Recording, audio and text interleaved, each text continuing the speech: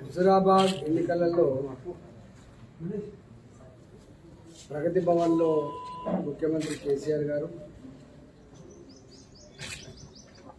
సింగపూర్లో మంత్రివర్యులు హరీష్ రావు గారు,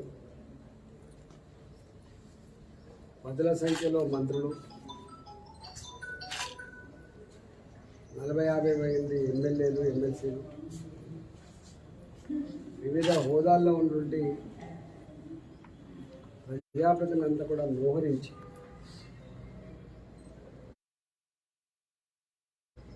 ఆరు నెలల కాలం పాటు ప్రజలకు అనేక రకాల హామీలు ఇచ్చింది.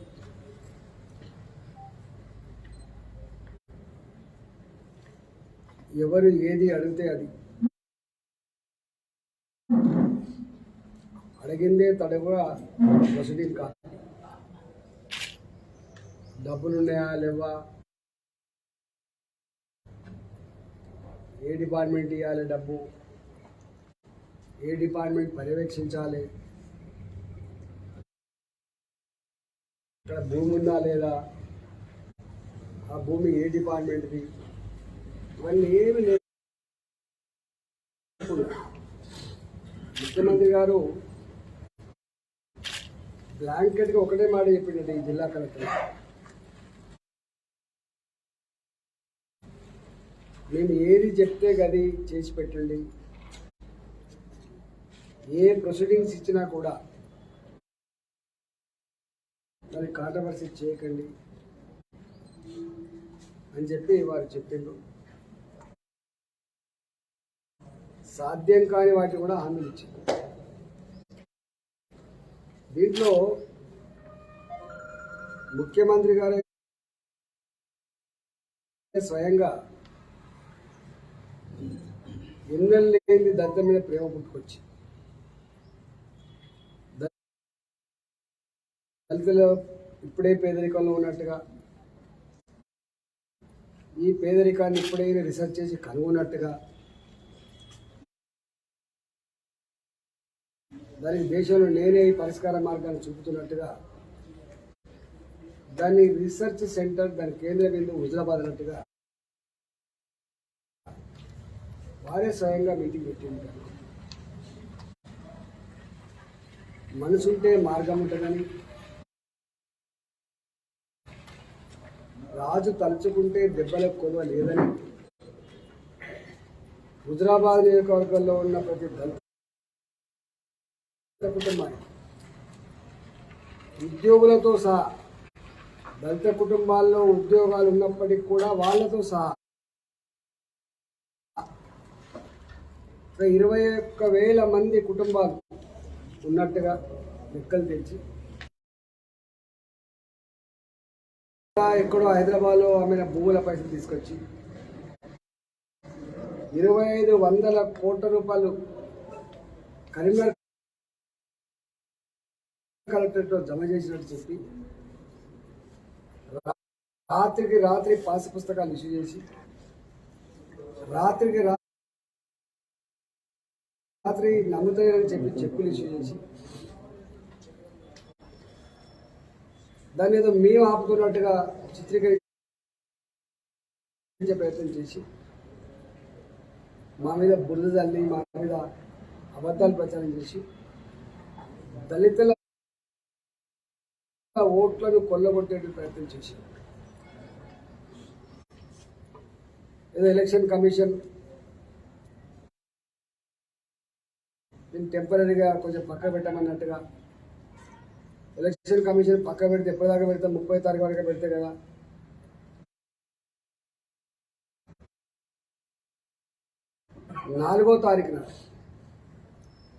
డిసెంబర్ 4వ తారీఖు నాడు నేనే స్వయంగా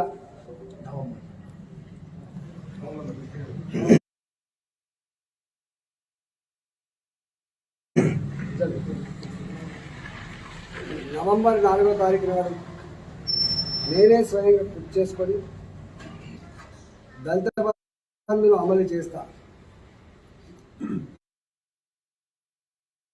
ఎవడాపుతాడు? నేనే చేస్తా అని చెప్పాను. నవంబర్ 4వ తారీఖు పోయి ఫిబ్రవరి 8వ తారీఖు వచ్చింది కదా. ఇప్పటి వరకు కూడా వాళ్ళు చెప్పిన 21,000 మంది పక్కన పెట్టి 17,000 మంది అని చెప్పి 17,000 మందిలో ఇప్పటి వరకు పూర్తి స్థాయిలో దళిత బంధు అందుకున్న వాళ్ళ సంఖ్య వాళ్ళ లెక్క ప్రకారంగా 190 మంది. 876 యూనిట్స్ ప్రాసెస్లో ఉన్నట్టుగా వాళ్ళు లెక్కించారు. ఎక్కడి 17,000, ఎక్కడి 190 కుటుంబాలు, ఎక్కడి 876 యూనిట్ల ప్రాసెస్. దీన్ని బట్టి అర్థమవుతుంది కేసీఆర్కి హుజరాబాద్లో ఉన్న దళితుల మీద ప్రేమ కంటే దళితుల ఓట్ల మీద మాత్రమే ప్రేమ. ఒడ్డెక్కేదాకా ఓడమల్లప్ప, ఒడ్డెక్కినాక బోడమల్లప్ప. ఇది కేసీఆర్ నైజం అని ఆల్రెడీ చెప్పినాం. నమ్మలే. ఇవాళ వాస్తవ లెక్కలు మాత్రం ఎదురుదాడి చేసి మమ్మల్ని పంచబడేసి మా ప్రమేయం లేనట్టు చేసి దళిత బంధు కారకునే నేను రాజీనామా చేయకుండా దిగొచ్చేది లేదు. ఇక్కడ నేను రాజీనామా చేయకుండా ఎన్నికలు వచ్చేది లేదు. ఎన్నికలు రాకుండా దళితులకు దళిత బంధు వచ్చేదే లేదు. నా వల్ల ఈ స్కీమ్ వచ్చింది కాబట్టి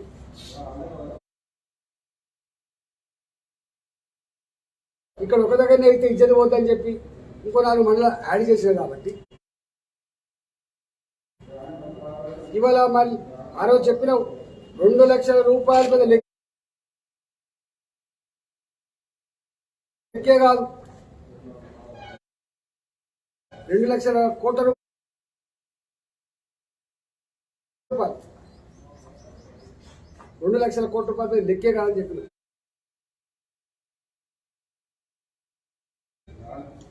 వారి సొంతంగా మాటల్లో రాజు తలుచుకుంటే దెబ్బల కొయ్యలని చెప్పిన. మరి ఒక్క హుజరాబాద్లోనే ఒక్క కాన్స్టిట్యున్సీలో 17,000 మందికి ఇవ్వడానికి గిన్నెలు పడితే ఇవాళ మీరు నియోజకవర్గానికి 100 చొప్పున నియోజకవర్గానికి 100 కుటుంబాల చొప్పున కనుక నువ్వు ఇస్తే ఎన్ని సంవత్సరాలు పడుతుంది? ఆ రోజు మేము అడిగినాం. 40 ఏళ్ళైనా కూడా ఈ స్కీమ్ పూర్తి స్థాయిలో అమలు కాదు అని. ఇప్పుడున్న ఆర్థిక పరిస్థితి సంవత్సరానికి 5,000 కోట్ల రూపాయల చొప్పున దళితుల కోసం కేటాయించినప్పటికి కూడా ఈ దళిత బంధు కోసం 40 సంవత్సరాలకు 5,000 రూపాయల చొప్పున 2 లక్షల కోట్ల రూపాయలు. ఈ 40 ఏళ్ళ వరకు రాముడేవుడు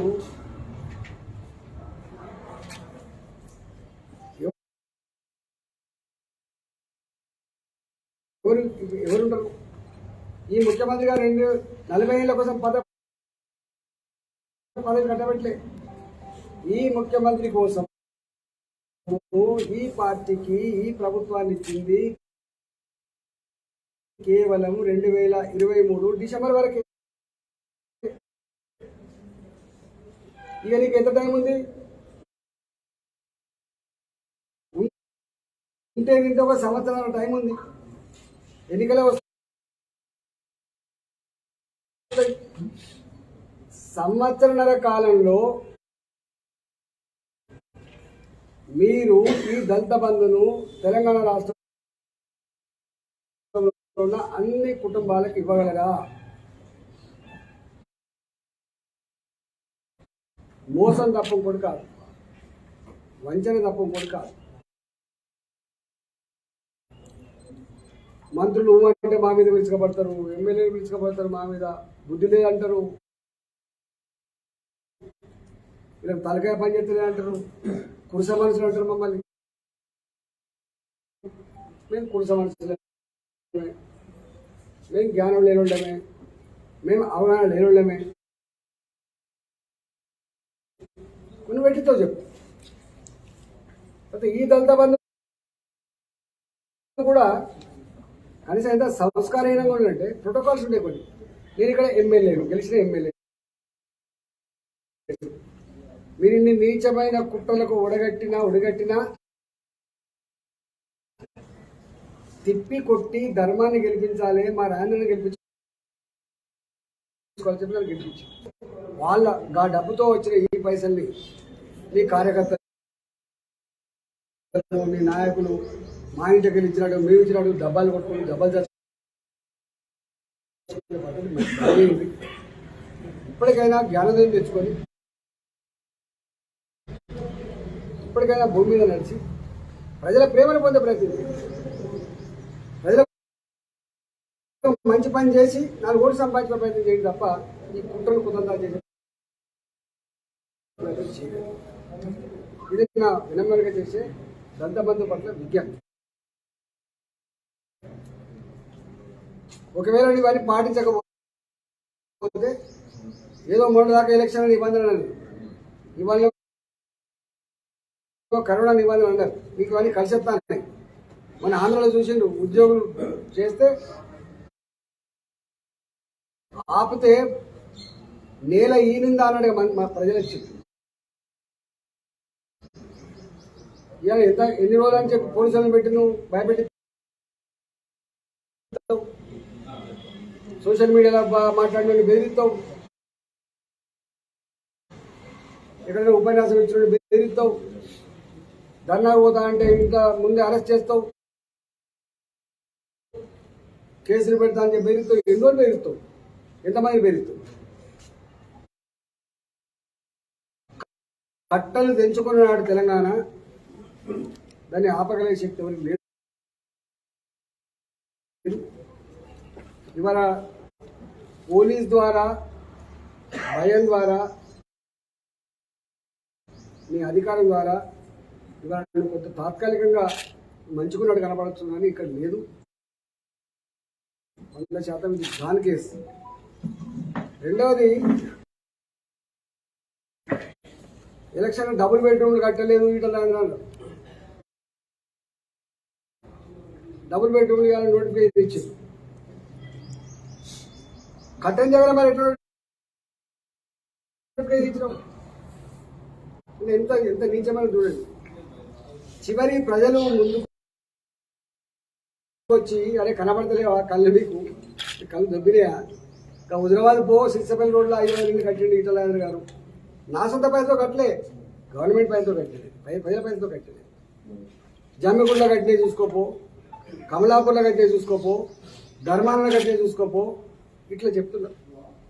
గా ఇళ్ళ కోసం నేను కలెక్టర్లు చెప్పిన, మొట్టమొదటిగా ఇల్లు ఇవ్వవలసింది భర్తలు చనిపోయి చిన్నపిల్లలు వేసుకొని గుడిసెళ్లలో ప్లాస్టిక్ షీట్ల కింద 50 రూపాయల కిరాయిలకి మురికి కూపాలలో ఎవరైతే ఉంటారో వాళ్ళకి ఇవ్వాలని చెప్పి. నేను లాటిల్ గిట్లు పనికిరావు, ఇలా 1000 మంది అప్లై చేసుకుంటారు. 1000 మందిలో అసలే ఇల్లు లేని వాళ్ళు ఉంటారు, ప్లాస్టిక్ షీట్ల కింద ఉన్న ఉంటారు, రేకుల షెడ్ల కింద ఉన్న ఉంటారు. ఒకటే ఇల్లు ఉంటే దళాలు పొడుచుకొని దళాలు ఉంటారు. దాంట్లో రేకుల షెడ్లకి వెళ్ళి రేకుల షెడ్ ఉన్న అప్లై చేసుకుంటే వచ్చిందనుకో, లేకపోతే ఇంతో కొంత ఆసర ఉన్న వాళ్ళకి వచ్చిందనుకో, అసలు రోడ్ల మీద ఎక్కడ లేదు బిడ్డ ఫుట్పాత్ గా పంటున్నాను. కాకపోతే లాఠీలో ఎట్లా డిమాండ్ చేసినా మళ్ళీ వాళ్ళు డిమాండ్ చేస్తున్నా 10 లక్షల రూపాయల మీద నీ కలెక్టర్ల పెత్తనం ఉండద్దు. 10 లక్షల రూపాయల మీద బ్యాంకుల పెత్తనం ఉండద్దు. 10 లక్షల రూపాయలు దళిత కుటుంబాలు ఏం చేసుకోవాలని చెప్పి వాళ్ళు భావిస్తే వాళ్ళకి అందుబాటులో ఉన్న అవగాహన ఉన్న అవసరం ఉన్న దాన్ని పెట్టుకుంటారు తప్ప ఇవాళ దుఃఖం లేనోడు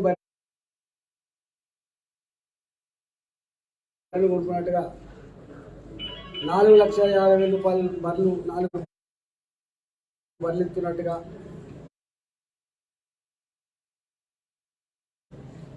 1,50,000 రూపాయలు షెడ్ కోసం ఇస్తున్నట్టుగా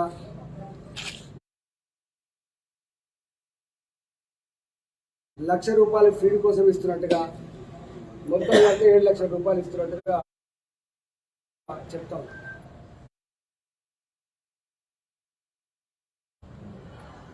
దళిత కుటుంబాలకి దొడ్లు వేసుకోవడానికి చెట్లు వేసుకోవడానికి జాగాలు ఉండవు.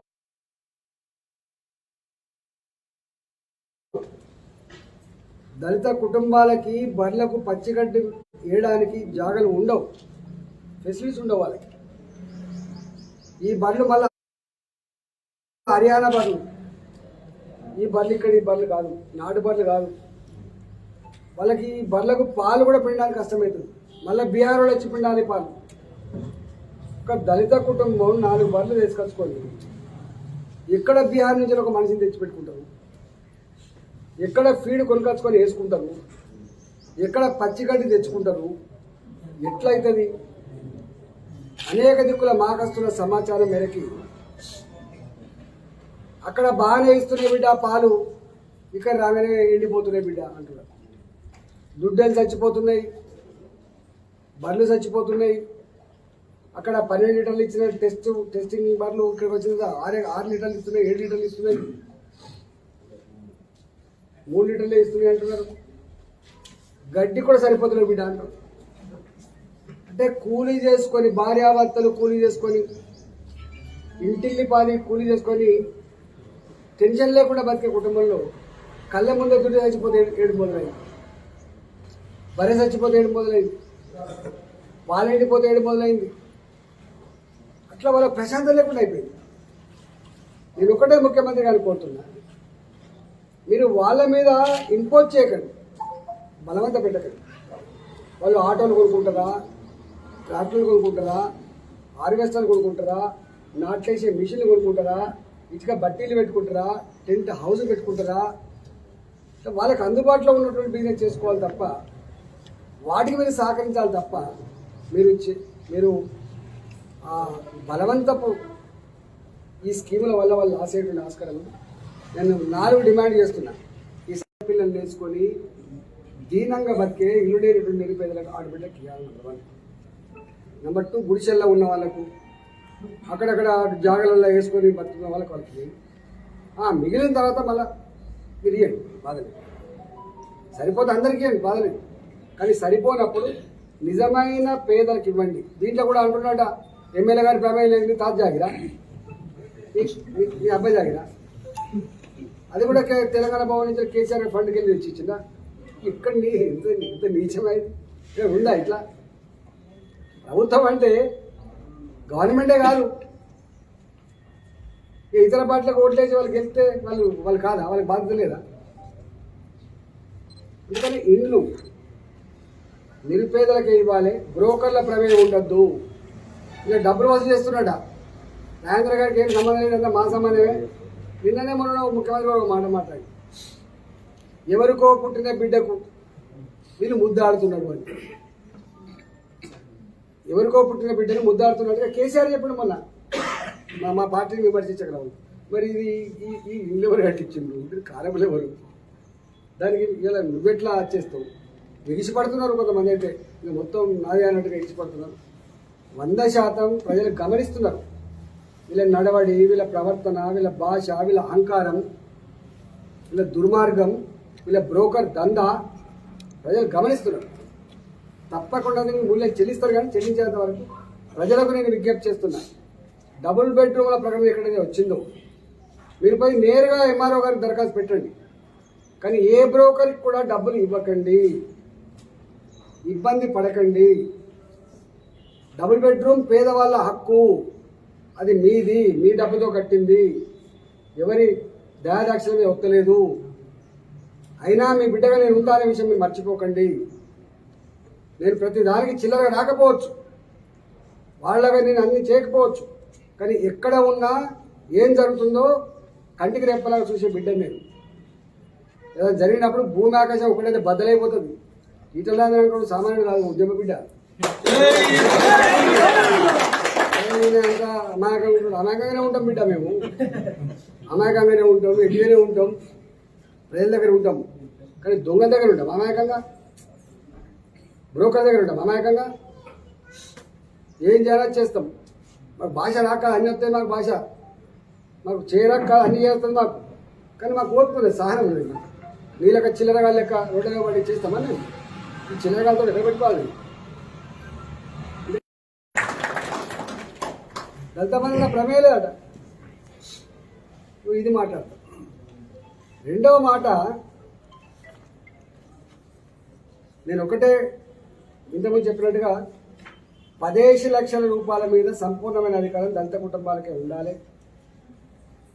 వివక్ష ఉండద్దు. ఎందుకులా నీ నాయకుల కింద ఏం చేస్తున్నావు ఒకసారి తెలుసుకోండి. నేను కలెక్టర్లకు ఇప్పటికీ చెప్పినా, నేను ప్రభుత్వాన్ని కూడా చెప్పదలుచుకున్నా. మీ కింద ఉన్న బ్రోకర్లు కొంతమంది భయపెట్టాలి వాళ్ళని, మీకు దళిత మంది రాదని. కొంత ఇబ్బంది పెట్టే ప్రయత్నం చేస్తున్నారు, డబ్బులు అడిగే ప్రయత్నం చేస్తున్నారు. మీ తెలంగాణ భవన్లో ఉన్న మీ పార్టీ ఫండ్ నుంచి ఎక్కలేవు దళిత బంధు. మా తెలంగాణ ప్రజలు చెమటబడిపి కట్టిన పన్నుల ద్వారా వచ్చిన పైసలు ఇస్తున్నామనే విషయం మర్చిపో. నీ ఇంట్లోకి ఇస్తలేవు కేసీఆర్ గారు, నీ జాగిరి కాదు కేసీఆర్ గారు.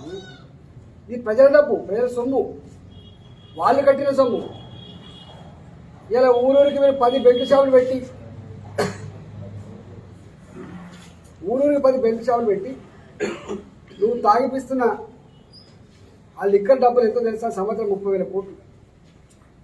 ఎన్ని పుస్తకాలు తిరుగుతున్నాయో. మొన్న సంగారెడ్డి జిల్లా ఒక ఊర్లో, ఒకటే ఊర్లో ఈ బెల్ట్ షాపుల మధ్యాహ్నం తాగి 7 మంది చచ్చిపోయింది. 7 మంది ఆడబిడ్డల పుస్తకాలు తిరిగినాయి. 7 మంది కుటుంబాల్లో ఆ పిల్లలకు తల్లి లేకుండా పోయిండు, అనాథలయ్యి.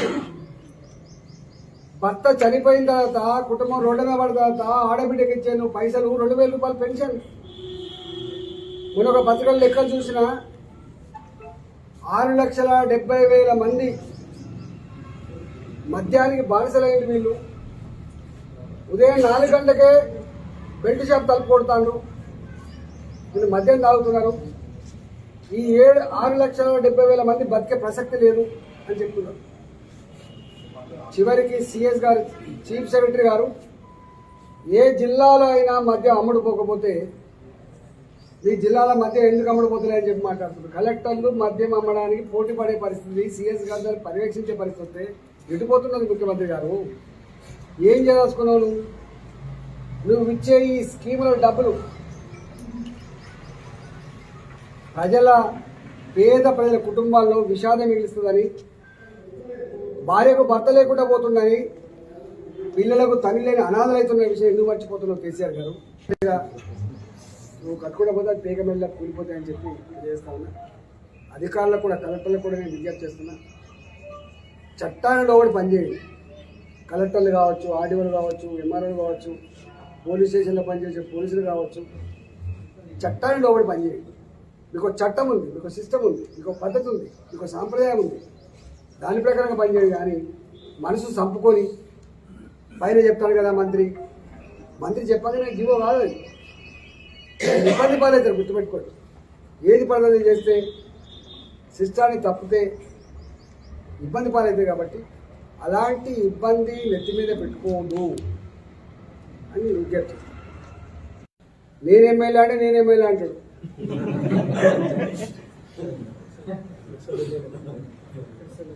ప్రెస్సులకు కూడా చిత్తా అని చెప్పి చేయలేదు. ఒక్కటి అయ్యే కదా చెప్పుడం పోతే మీరు రాలేరు. చెప్తే రామాయణం అంతా రాస్తే రామాయణం అంతా, చెప్తే భారతం అంతా మీద ఆయన భాషలో చెప్తున్నా. అందుకని నేను ఒకటే నాయకులకు, మీ నాయకులకు మీరు కొంచెం అర్థం చేసుకోండి. భూమి మీద రండి, వెకిలిగా మాట్లాడడం బంద్ చేసుకొని, వెకిలి చేష్టలు, వెకిలి మాటలు మీ నాయకుల నుంచి అందిపుచ్చుకొని మీరు మాట్లాడతాను కూడదు. మొన్నంటేనో ఏదో నడిచింది కానీ ఇక నడవదు. 100% చెప్తున్నా. ముఖ్యమంత్రి గారికి మాట తెలవాలని కూడా చెప్తున్నా. మీ పట్ల ప్రజలకు విముఖత వచ్చింది. మన అంబేద్కర్ గారి గురించి మాట్లాడినప్పుడే ఇక అనుకున్నారు, ఇక నువ్వు దళిత బంధు పెట్టి అంబేద్కర్ గారి గురించి మాట్లాడినప్పుడే అనుకునేది నేను దళిత వ్యతిరేక. అంటే శరీరం ఎత్తున్నప్పుడు అది గట్టిగా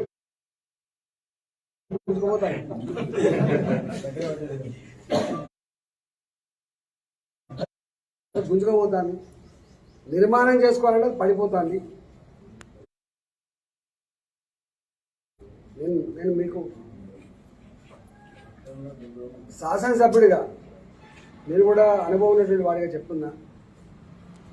ఇప్పటికైనా భూమి దిగిరా, కింద ఏం జరుగుతుందో చూడు, ప్రజలకు విశ్వాసం కలిగించు, ప్రజల సమస్యలు పరిష్కరించే ప్రయత్నం చేయడం తప్ప ఇవన్నీ ఈ ఎవరిని పడతామనే బుల్లో చేసి ఏది పడతామని మాట్లాడి ఇదే నా తెలంగాణ యాస, ఇదే నా తెలంగాణ భాష అని చెప్పి మా సంస్కృతిని, మా సాంప్రదాయాన్ని, మమ్మల్ని అవమానపరిచే ప్రయత్నం చేస్తున్నావు.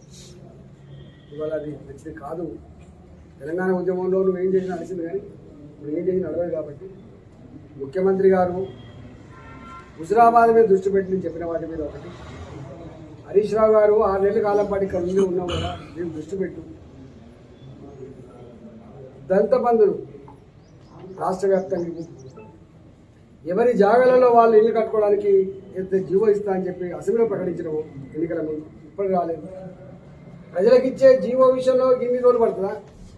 నీకేమైనా జీవో కావాలంటే 24 hours వస్తుంది. ప్రజల జీవో మాత్రం 6 నెలల వరకు రాలేదు.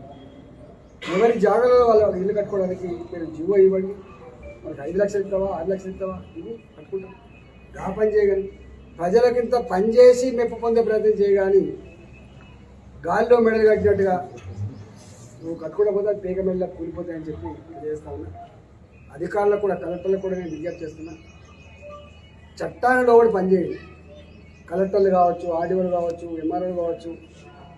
బెడ్రూమ్లలో మీరు ఎక్కడ కూడా ఎవరికి రూపాయి ఇవ్వకండి, ఎవరి కాళ్ళ వేళ పడాల్సిన లేదు. దానికి ఒక సిస్టమ్ ఉంటే దాని ప్రకారం వస్తాయి. 3వది పెన్షన్ల విషయంలో రాస్తారా మీరు? చెప్పడం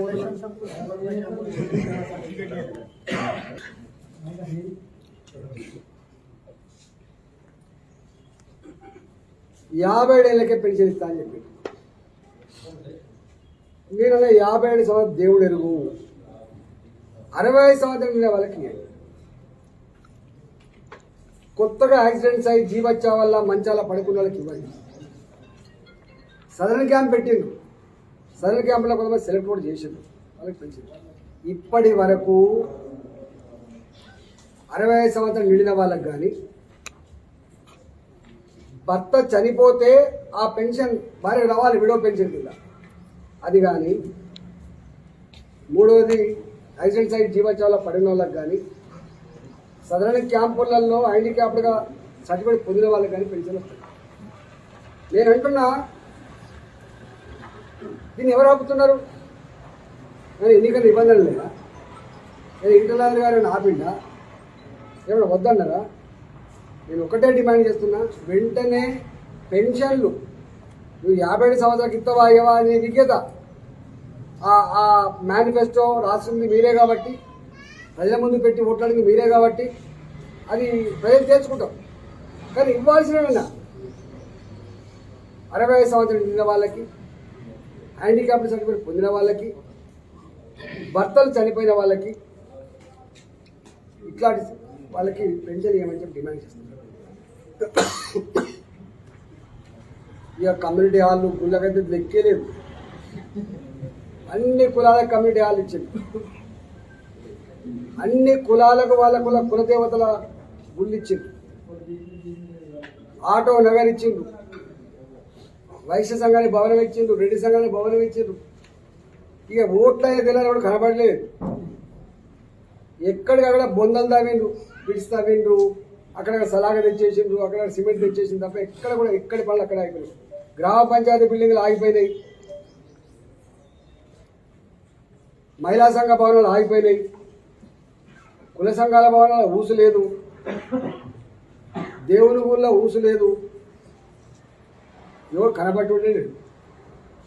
ఇక ఒక్కటి మాత్రం చేస్తాను, ఇక నేను ఎమ్మెల్యే అంటే నేను ఎమ్మెల్యే అంటాడు. 4 నెలల నుంచి గ్రామ పంచాయతీలలో దళిత కాలనీలలో కరెంటు కట్ చేస్తాను. జీతాలు ఇచ్చిందా సర్పంచ్? జీతాలు కూడా ఎంపీటీ గవర్నమెంట్ భూములు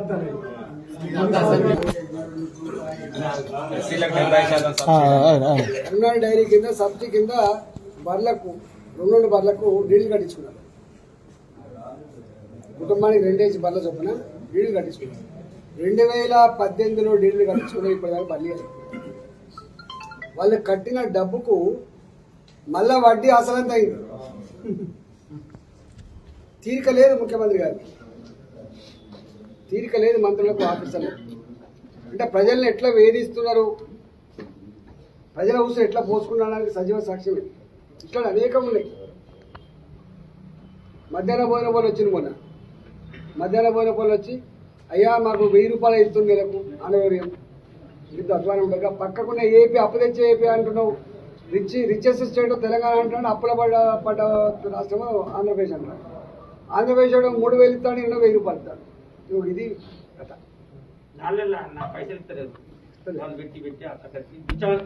మధ్యాహ్న భోజన కూడా స్ట్రైక్ చేస్తాను, పట్టించుకుంటారు. 1000 రూపాయలు ఇస్తాను వాళ్ళకి. దళిత కాలనీలల్లా దళితులే మాకు ప్రాణం అని చెప్పిండు. దళిత కాలనీల మీద దాడులు చేసి కరెంటు కేసులు పెట్టాను. ఊళ్ళో కరెంటు కట్ చేస్తాను. మూడోది,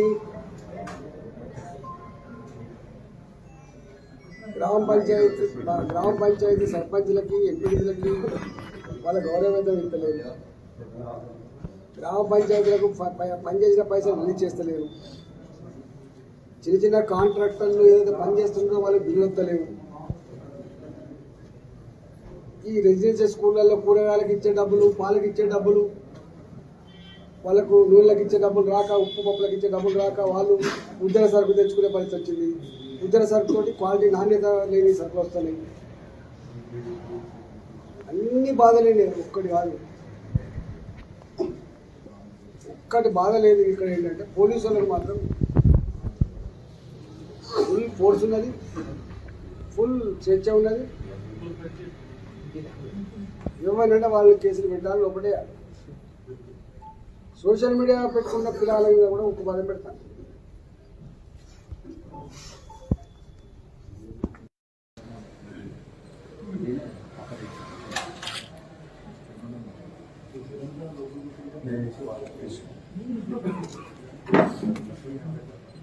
హుజురాబాద్ ఎన్నికలలో ప్రగతి భవన్లో ముఖ్యమంత్రి కేసీఆర్ గారు, సింగపూర్లో మంత్రివర్యులు హరీష్ రావు గారు, 10ల సంఖ్యలో మంత్రులు,